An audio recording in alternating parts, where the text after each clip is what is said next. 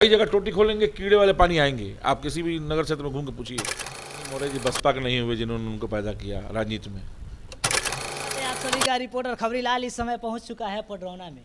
जिला कुशीनगर का सबसे चर्चित ये नगर पालिका है जो कि पडरौना बोला जाता है। इतना चर्चे में नाम है कि इस पे बवाल मच जाता है, एक भूचाल टाइप का बवाल मच जाता है सीट को लेकर। तो हमारे साथ राजन जी मौजूद हैं जो कि पडरौना नगर पालिका से प्रत्याशी हैं। आज निर्दल प्रत्याशी के लिए सबसे पहले स्वागत है आपका।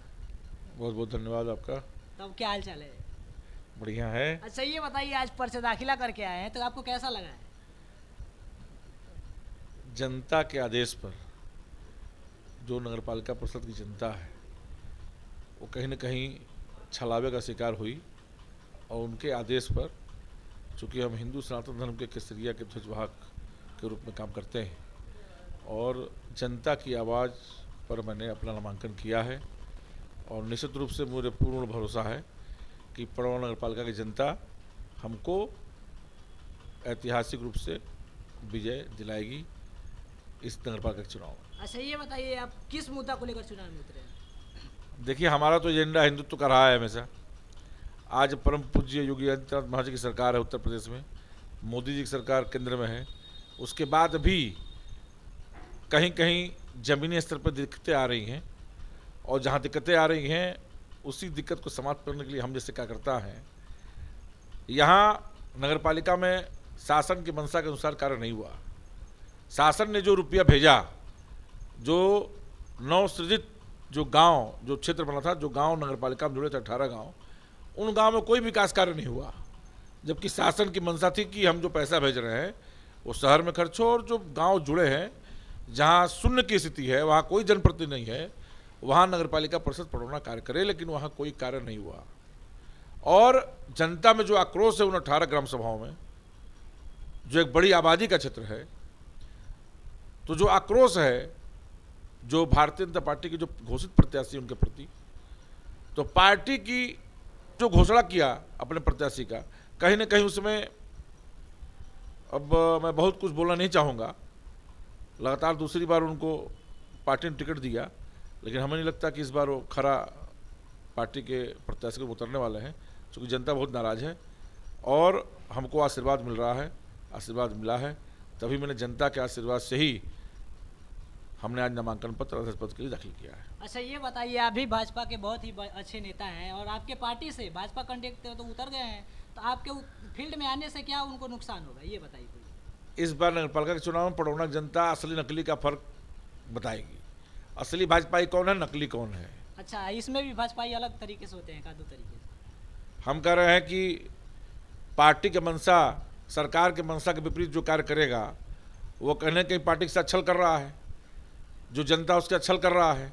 जब 18 गांव में रुपए आते थे काम कराने के लिए, सफाई कराने के लिए, सड़क बनवाने के लिए, वहाँ विकास कराने के लिए, किन गांव में विकास हुआ जरा बताइए आप तो प्रेस मीडिया लोग हैं, हर गांव में जा रहे हैं। आप 4 गांव का सर्वे कर लीजिए, 4 टोलों का सर्वे कर लीजिए, वहाँ की जनता से पूछ लीजिए, सच्चाई सामने आ जाएगी। हम तो सच और हक की लड़ाई, जो सच्चाई है उसको हमने रखा है, और जनता ने हमको अपना प्रत्याशी घोषित किया है। अच्छा ये बताइए, अगर आप अध्यक्ष पद पे उम्मीदवार इस समय तो हैं, अगर अध्यक्ष बन गए तो आपका कौन सा ऐसा कार्य होगा जो लोगों के बीच में बोलेगा? पडरौना बरसात में डूब जाता है। अभी माननीय विधायक जी ने, जब इनका कार्यकाल चेयरमैन साहब खत्म हुआ, तो माननीय विधायक जी ने पीड़ा समझी, और साल भर के अभी विधायक की कार्यकाल पूरा हुआ है, और साल भर के अंदर जो 4 वार्ड नौका टोला डूब जाता था, वहाँ पाइप डलवाने का काम 40 साल के इतिहास में पहली बार हुआ है। जबकि यहाँ कैबिनेट मंत्री भी मौर्य जी रह चुके हैं, यहाँ सदर विधायक के रूप में 5 साल किए हैं, उसके पहले भी 2 बार विधायक रहे हैं। लेकिन पार्टी के मंशा के हिसाब से जो काम करने का तरीका है माननीय विधायक जी ने किया, यहाँ के चेयरमैन साहब ने नहीं किया। यहाँ का बस अड्डा जो पानी में डूब जाता था, 5 साल पूरा हो गया, कभी चेयरमैन साहब ने मुद्दा नहीं उठाया कि नगरपालिका परिषद में मेरा बस अड्डा है। परम पूज्य योगी आदित्यनाथ महाराज जी के हम लोग सेवक हैं, उनके प्रतिनिधित्व के रूप में आज नगरपालिका में काम करते हैं, कभी मुद्दा नहीं उठाया। यहाँ 50 बेड का अस्पताल अभी विधायक जी ने घोषित कराया है, वो कभी मुद्दा कभी चेयरमैन साहब ने नहीं उठाया है। आखिर में जनता ने आपको चुना है अपनी समस्याओं के समाधान के लिए। आपने ज़मीन बेच दी, जो नाला था अभी यहाँ सिटी मॉल बने हैं, तमाम चीज़ें हैं। मैं बहुत कुछ खोल कर नहीं कहना चाहता हूँ, लेकिन जनता इस बार असली नकली का फ़र्क और पहचान कराने वाली है। मैं भी, मेरे साथी उन्होंने काम किया है हिंदुत्व के लिए, मैंने भी परम पूज्य योगी आदित्यनाथ महाराज जी के आशीर्वाद से कई मंडलों में काम किया है, लेकिन इस बार जनता की मांग पर, जनता के आशीर्वाद से नगर पालिका परिषद में मैंने नामांकन पर अध्यक्ष के लिए दाखिल किया है। और निश्चित रूप से मेरी जीत योगी आदित्यनाथ महाराज जी की जीत होगी, मेरी जीत हिंदुत्व की जीत होगी, मेरी जीत जो सरकार की मंशा है, सबका साथ, सबका विश्वास और सबका विकास, उस मंशा की जीत होगी। इस मंशा के विपरीत यहाँ के चेयरमैन साहब काम करते थे, तो अब जनता ने उनको सबक सिखाने का मन बना लिया है। और मेरी जीत भी हिंदुत्व की जीत होगी, मेरी जीत भी केसरिया की जीत होगी। जो वो कहते आ रहे हैं, अब वो चलने वाला, उनका पासा चलने वाला नहीं है। जनता जान चुकी है, चेहरा बेनकाब हो गया है और सच्चाई आपके सामने। 4 तारीख को वोट गिरेगा, वोट काउंट होगा, आपको भी समझ में आ जाएगा क्या सच्चाई है। अच्छा, एक मेरा कड़वा सवाल है, जहाँ तक आप हिंदुत्व की बात कर रहे हैं और आप ही के पार्टी से मंत्री रह चुके स्वामी प्रसाद मौर्य रामचरितमानस पे भड़काऊ बयान देते रहते हैं। जब माननीय मौर्य जी बसपा के नहीं हुए, जिन्होंने उनको पैदा किया राजनीति में, भाजपा में तो 5 साल रहे, वो कल्चर समझ नहीं पाए। आज हमारे पार्टी में नहीं है, तो जो हमारे पार्टी में ही नहीं है उसके बारे में क्या बोलना है। वो जिस पार्टी में है उनकी मंशा को बता रहे हैं, उनकी हिंदुत्व विरोधी भावना को प्रकट कर रहे हैं। सपा में कोई प्रवक्ता बचा नहीं है, तो सपा भी प्रवक्ता के रूप में उनको हिंदू विरोधी जो भी बयान है कौन देगा, इसके लिए मौर्य जी का इस्तेमाल कर रही है, और क्या है। जो लोग हैं उनको क्या अपने तरफ से अपील करना चाहेंगे और संदेश क्या देना चाहेंगे? देखिए, मेरे ऐसा कार्यकर्ता जीतेगा जो 29 सालों से आपके हर मिशन में, हर सुख दुख में साथ से कदम मिला के चलने का काम किया है। सबसे पहले जो जल जमाव की समस्या बनी होती है वो दूर होगी। यहाँ हर वार्ड से, हर गलियों से जो सीवरेज की समस्या है उसको दूर किया जाएगा। पीने का पानी स्वच्छ मिले, जो बिंदेश्वरी बाबू ने जो पाइपलाइन बिछाया है वही पाइपलाइन अभी चल रहा है। सीवरेज का पाइप और पीने वाला पानी वाला पाइप दोनों मिल गया है। कई जगह टोटी खोलेंगे, कीड़े वाले पानी आएंगे, आप किसी भी नगर क्षेत्र में घूम के पूछिए। इस समस्या का समाधान कोई नहीं किया है। मेरा ये कहना है कि सबसे पहले गंदगी की सफाई होनी चाहिए, चाहे वो नाली हो, चाहे सीवरेज की समस्या हो, सबसे पहले वो मुद्दा बनेगा, समाधान होगा।